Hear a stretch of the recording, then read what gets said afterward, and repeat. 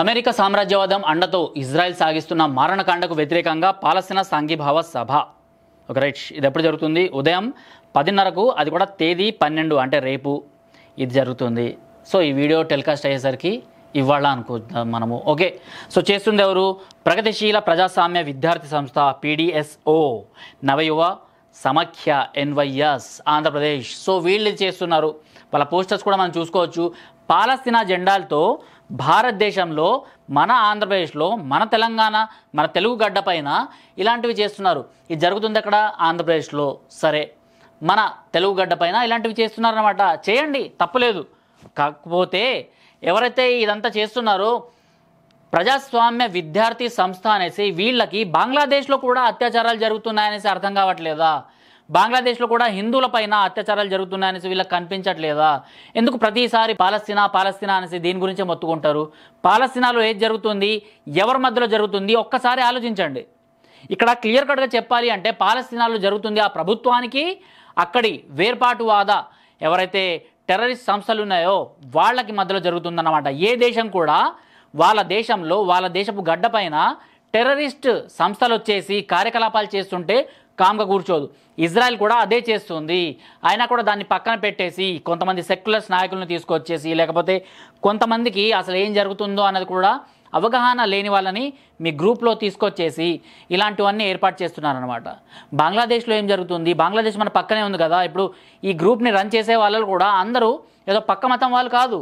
వీళ్ళందరూ కూడా ఇదే హిందూయిజంలో పుట్టి, దాని తర్వాత సెక్యులర్ భావాలు, తర్వాత మాకు దేవుడు లేడు అనేసి ఒక భావనతో వచ్చిన వాళ్ళు.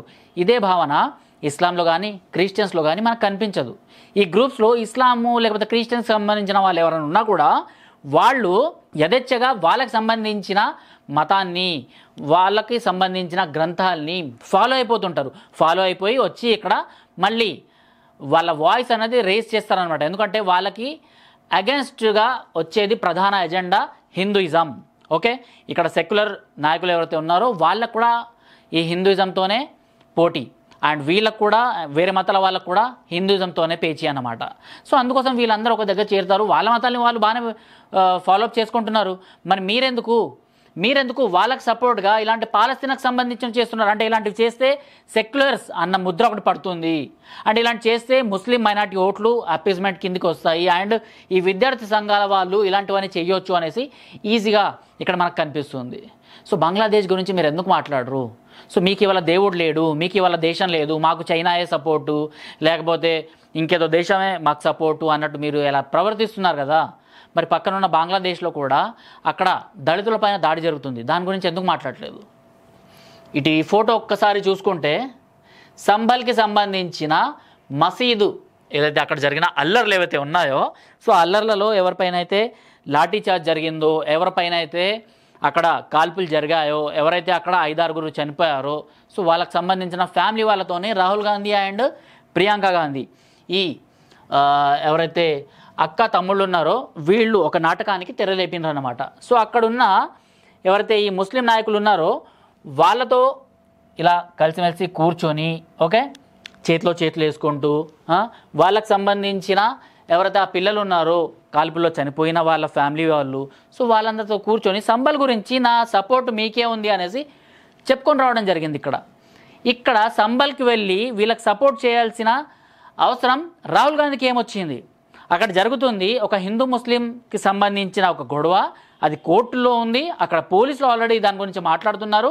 కోర్టు, ASI అధికారులు వీళ్ళందరూ వచ్చేసి దాని గురించి మాట్లాడుతున్నారు. అక్కడ అసలు ఇంతకు ముందు ఏముందో అన్నది స్పష్టంగా చెప్పేశారు. సో అక్కడ ఇంతకుముందు ఆలయం ఉండింది, దాని తర్వాత దానిపైన మసీదు కట్టినరు అనేసి. అయినా కూడా దాన్ని ఒక అగ్నిలాగా రగిలించాల్సిన అవసరం మీకేమొచ్చింది? ఎందుకంటే ఇక్కడ minority vote banking, minority appeasement క్లియర్గా కనిపిస్తుంది.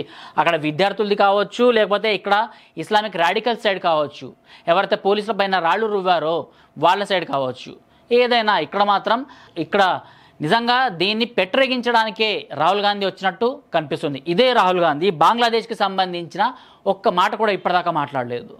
బంగ్లాదేశ్కి సంబంధించిన మాటలే కాకుండా నిజంగా అక్కడ హిందువులు ఉన్నారు అనేసి ఆయనకి ఇంకా గుర్తుందో లేదో, ఎందుకంటే వాళ్ళ తాత ముత్తాతలు కదా ఈ భారతదేశాన్ని పార్టీషన్ చేసింది. సో వాళ్ళు ఒక మైండ్ సెట్లో ఉండి ఉంటారు అనమాట. హిందువులు కేవలం భారతదేశంలో ఉన్నారు, వేరే దేశంలో ఓన్లీ ఇస్లామిక్ రాజ్యాలు మాత్రమే ఉన్నాయి, సో వాళ్ళతో మనము సంప్రదింపులు జరుపుకోవచ్చు అనేసి చైనాతో ఆల్రెడీ మాట్లాడుతున్నాడు.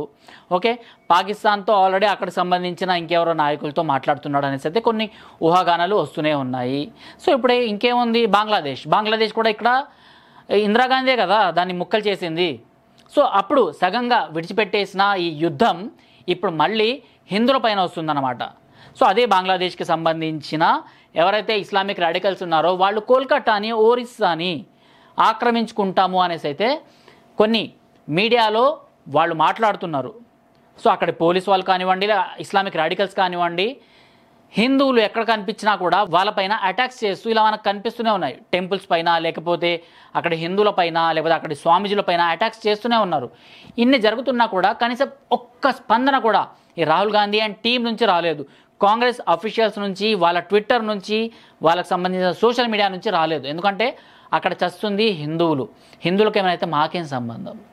సో ఇదే ఎన్నో ఏళ్ల నుంచి హిందువుల్ని తొక్కేసి కాంగ్రెస్ పార్టీ అన్నది పైకి ఇలా వస్తూనే ఉంది. సో ఇప్పటికీ మనం ఆలోచించుకోవాలి, మనం ఎవరికి ఓటేస్తున్నామో, మనం వేసే ఓటు వల్ల, లేకపోతే మనం ఇచ్చే ఒక నినాదం వల్ల మన దేశ భవిష్యత్తు ఏమవుతుందో అన్నది మనం ఆలోచించాలి. సో దీనిపైన మీరేమంటారో కామెంట్ బాక్స్లో తెలపండి. ఎందుకంటే రాహుల్ గాంధీ కానివ్వండి, లేకపోతే ఆంధ్రప్రదేశ్లో ఏదైతే ఈ పాలస్తీనాకు సంబంధించిన ఉగ్రవాద సపోర్టర్స్ స్టూడెంట్స్ యూనియన్ కానివ్వండి, సో వీళ్లకు ఎలాంటి ఆన్సర్ ఇవ్వాలి, అండ్ వీళ్ళు ఇలాంటి పనులు చేస్తున్నా కూడా గవర్నమెంట్ ఎందుకు చూసి చూడనట్టు వ్యవహరిస్తుంది, దీని గురించి మీరు కామెంట్ బాక్స్లో తెలపండి.